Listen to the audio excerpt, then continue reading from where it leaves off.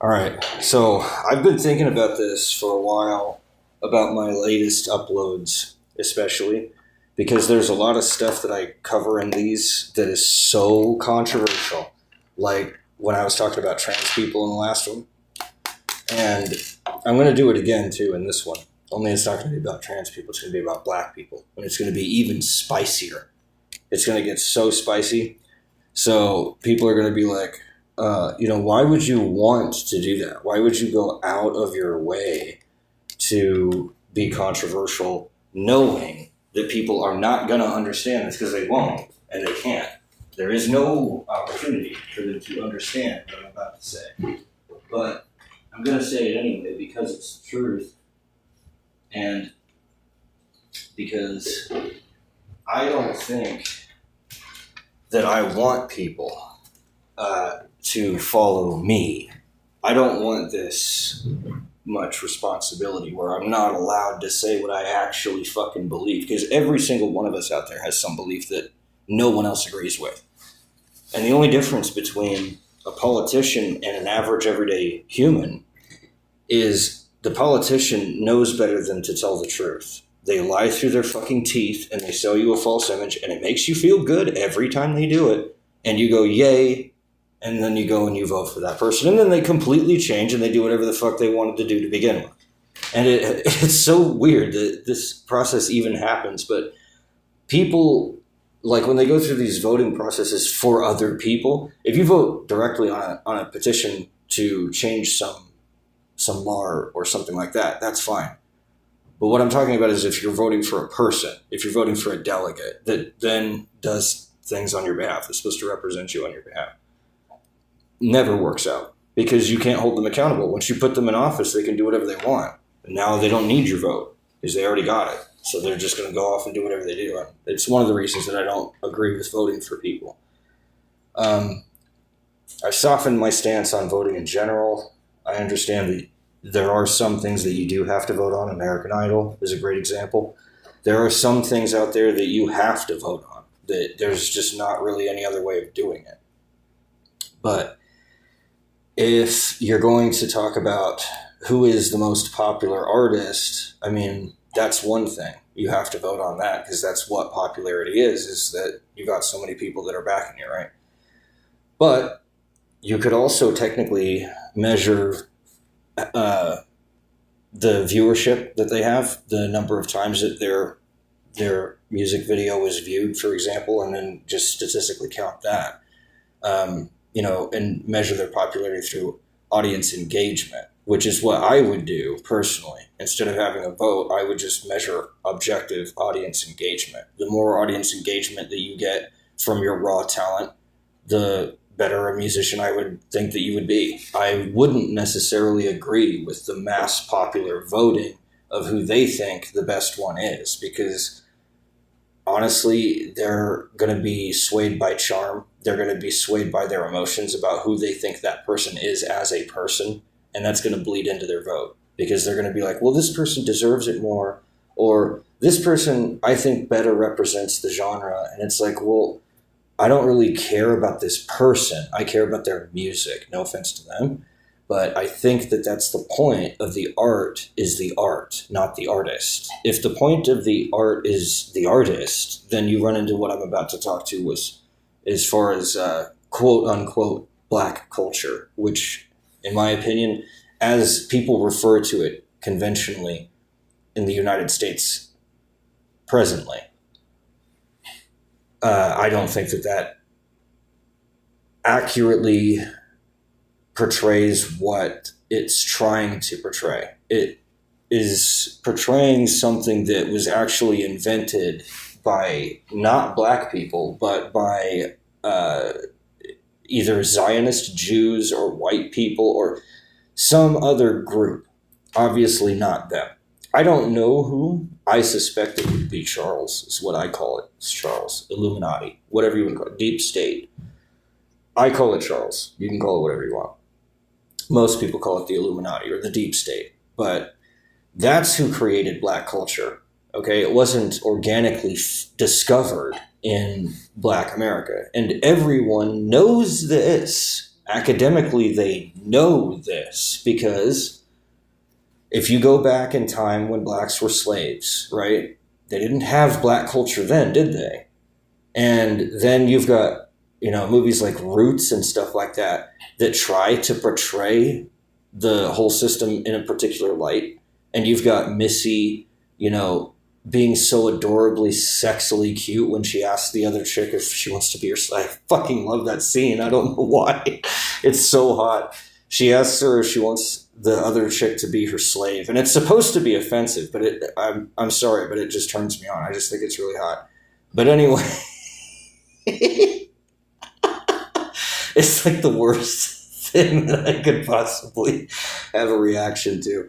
I don't know why, but that scene in Roots where you've got the blonde chick. So if you've never watched Roots, this will explain quite a lot of things that I'm about to explain.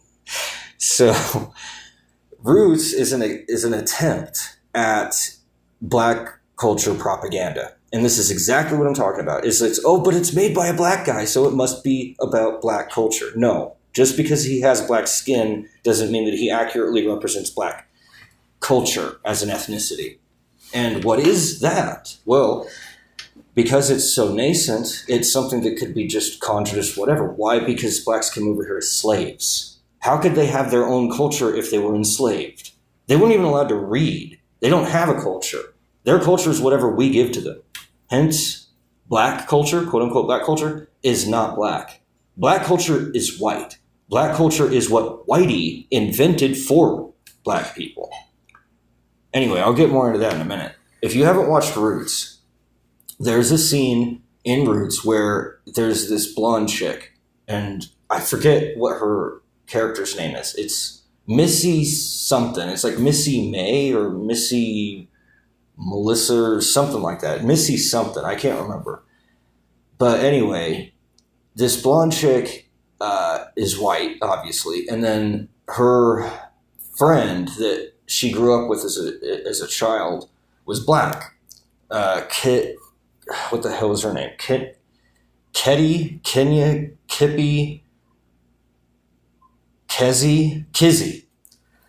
So Kizzy and Missy. So Kizzy's the black chick, and Missy is the white chick. And Kizzy and Missy grow up on the same plantation, but Missy is the plantation owner's daughter, and Kizzy is one of the slave's daughters. And so the fact that they were even allowed to grow up together like that is in and of itself at that time seen as a bit weird. But Missy obviously didn't care because she was a kid, and kids aren't born racist. They're taught racism. So over time, she starts to notice Kizzy doesn't know how to read, but yet she's her friend and she knows how to read. So she teaches Kizzy to read.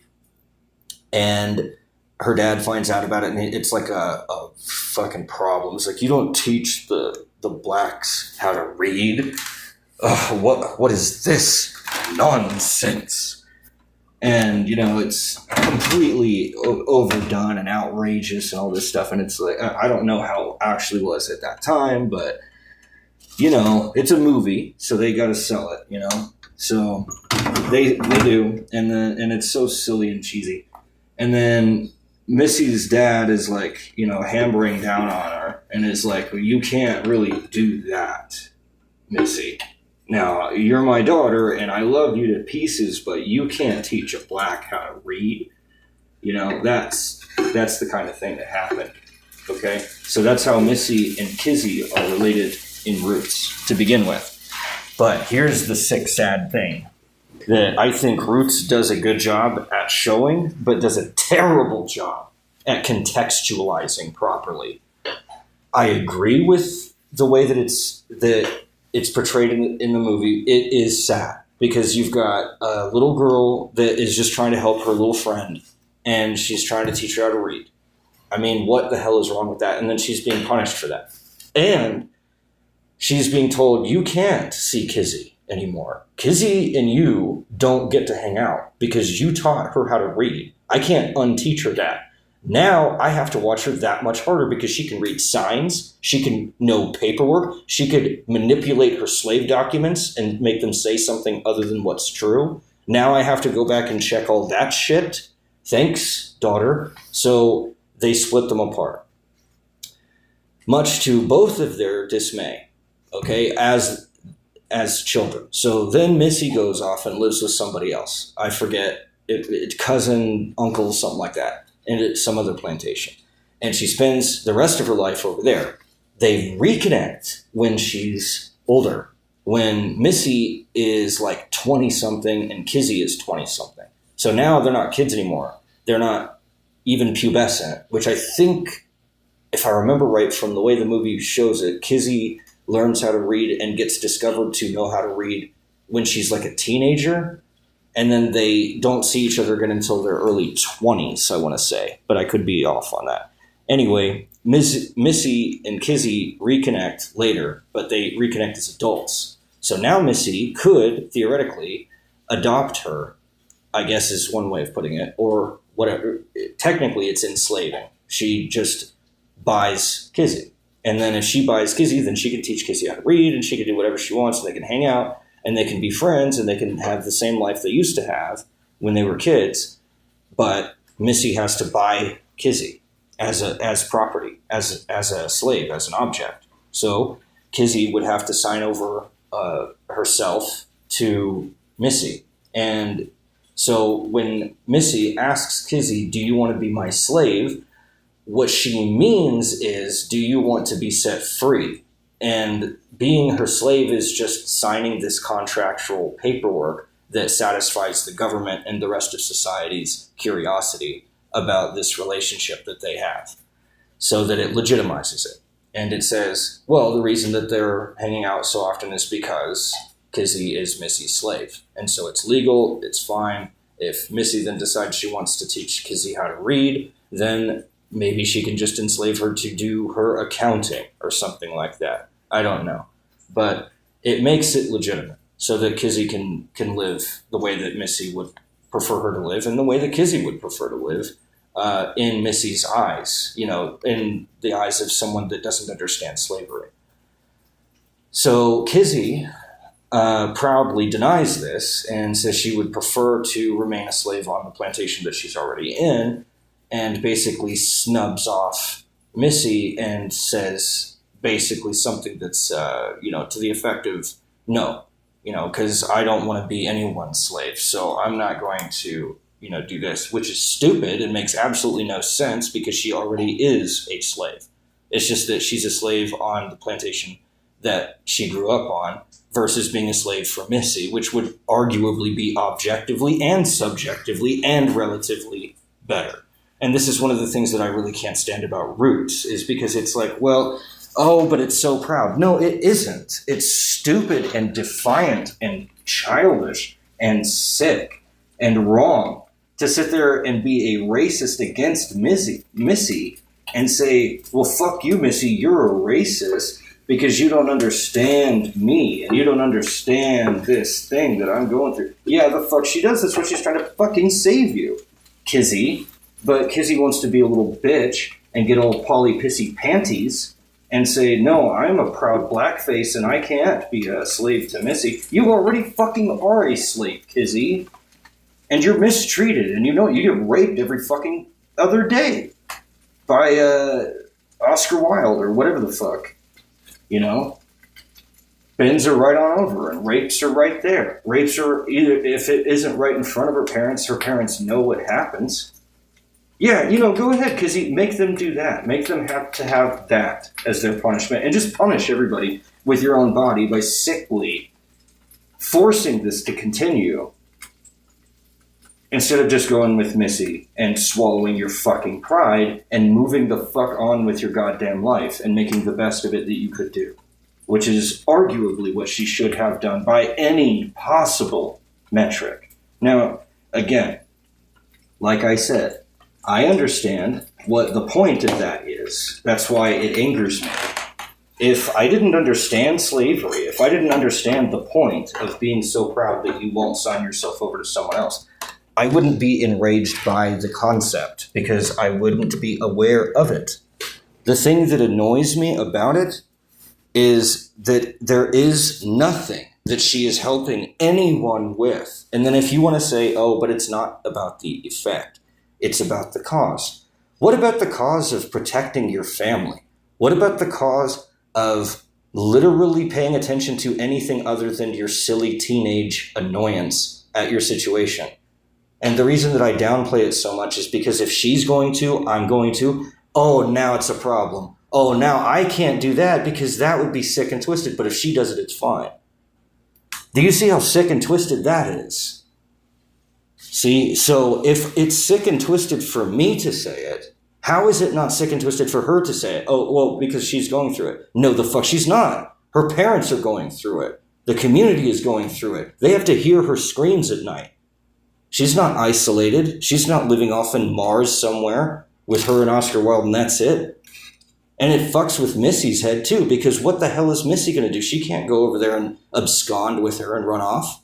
She's not a male. She can't fucking kill everybody off.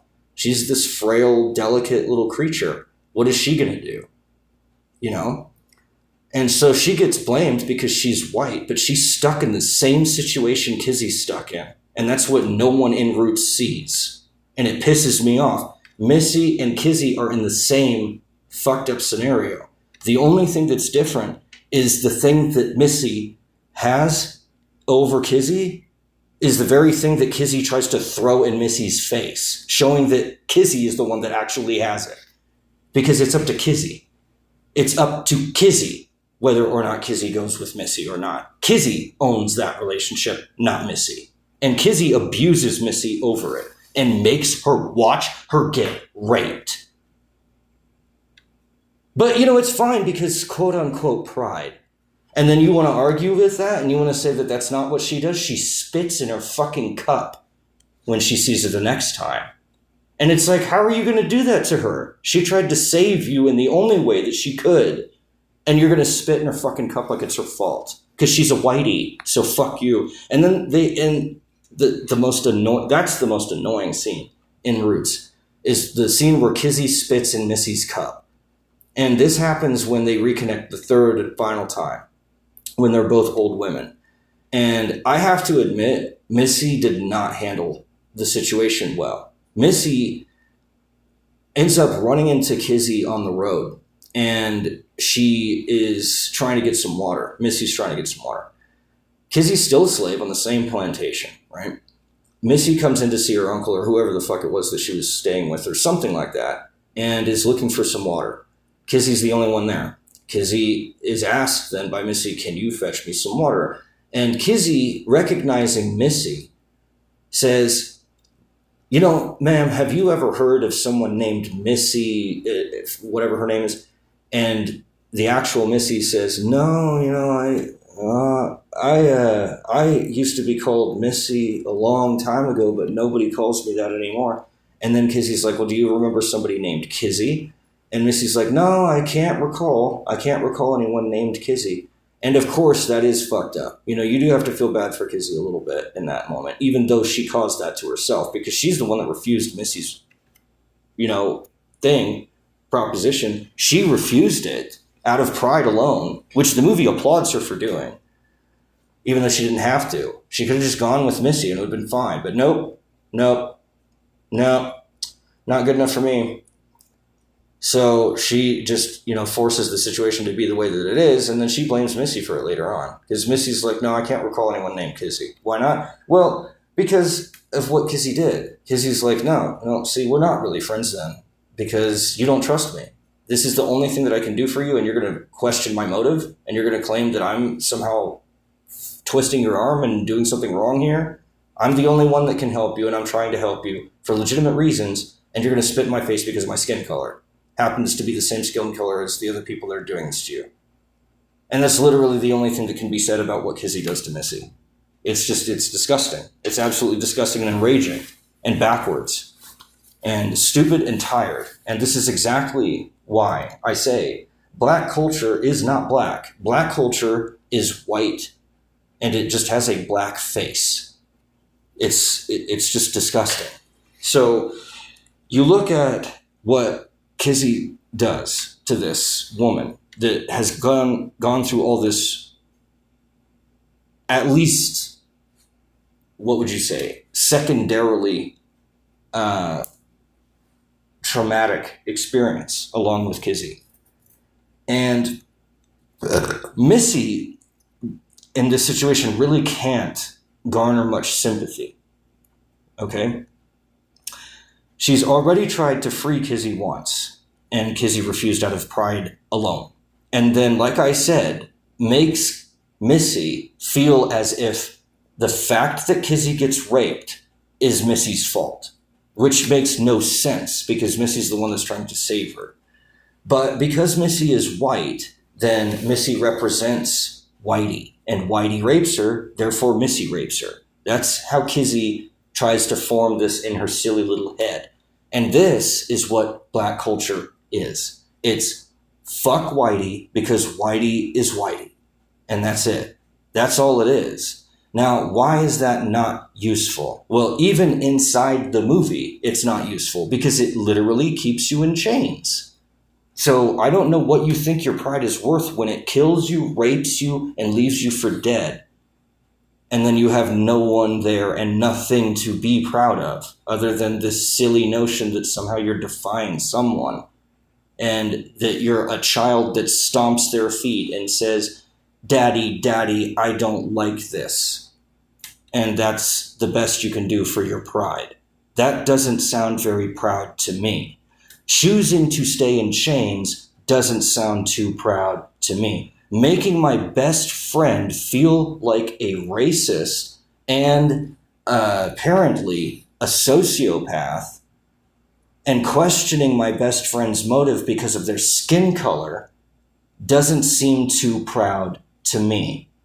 But then again, I'm white, so I guess I don't have any way of determining that for myself. So, like I said, black culture is not black. Black culture is white. And black culture was invented by rich white people to keep black people in chains. It's there to drive you insane. It's there to keep you uneducated. And it's there to keep you in poverty. And that is what black culture does. And that is why black culture was invented. And that is why black culture is foisted upon you by your own kind, even though it wasn't invented for your benefit. The same exact way that, for some reason, the woman that created Planned Parenthood was a racist eugenicist who wanted to kill black people. And apparently, she succeeded because everyone loves her, even though she hated black people and wanted them to die. And that's why we have abortion in the United States. A lot of people don't know that one.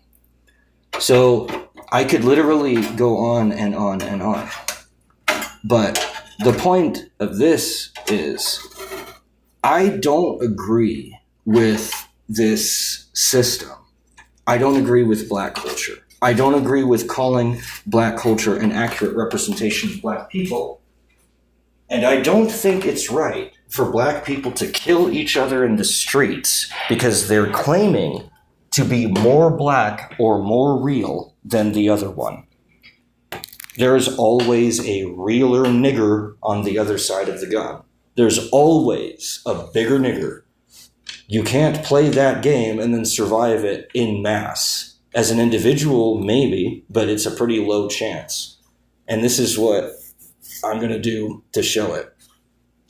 Let's look at the music industry. There's only 3 industries that most poor black people look for to try to get rich: sports, music, and drugs.